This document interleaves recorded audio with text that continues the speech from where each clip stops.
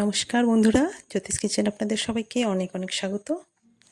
আশা করি সবাই খুব ভালো আছেন। আপনাদের সবাইকে অনুরোধ আমার পুরো ভিডিওটি দেখবেন।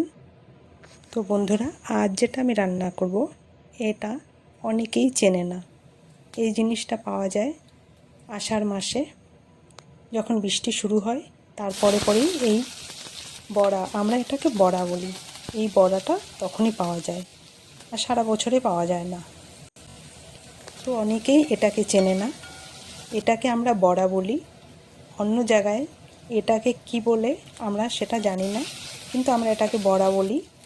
আর দেশি মাশরুম যেরকম মাটির থেকে ফুটে বেরোয়, এটাও ঠিক তাই, সেরকম করেই হয়।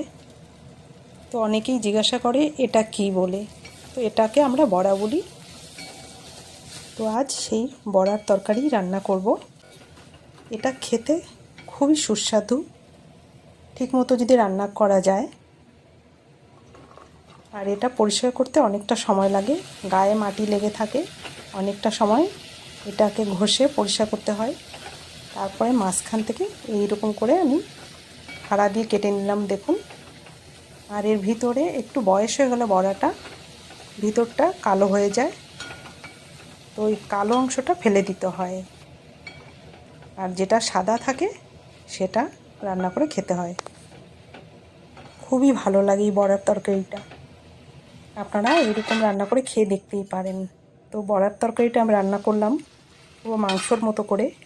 প্রথমেই সরষের তেলে জিরে ফোড়ন দিয়ে পেঁয়াজ দিয়ে দিলাম, তার ভিতরে একটু নুন দিয়ে পেঁয়াজটা ভাজা ভাজা করে আদা রসুন বাটা, ধনে জিরে গুঁড়ো, লঙ্কার গুঁড়ো, হলুদের গুঁড়ো সব কিছু দিয়ে ভালো করে মশলাটা কষিয়ে নিলাম। টমেটোও দিয়েছি সঙ্গে। ভালো করে কষানোর পরে এই বড়াটা দিয়ে দিলাম। তারপরে এই বড়াটা দেওয়ার পরেও অনেকটা সময় কষিয়ে নিয়েছি।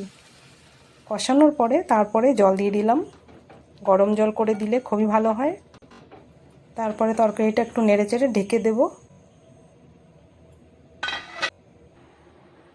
ঢাকাটা খুলে দেখছি কেমন হয়েছে।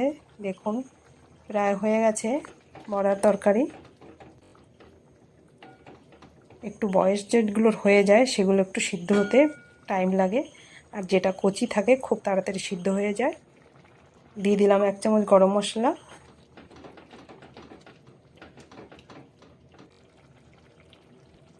দেখুন বন্ধুরা, আমার বড়ার তরকারি তৈরি। যারা জানেন না, চেনেন না জিনিসটাকে, তারা ভালো করে দেখুন, এটাকে বড়া বলে। যদি আপনাদের ওখানে পাওয়া যায়, কিনে রান্না করে খেয়ে দেখুন, দারুণ লাগবে। ভিডিওটি দেখার জন্যে অনেক অনেক ধন্যবাদ। সবাই খুব ভালো থাকবেন, সুস্থ থাকবেন।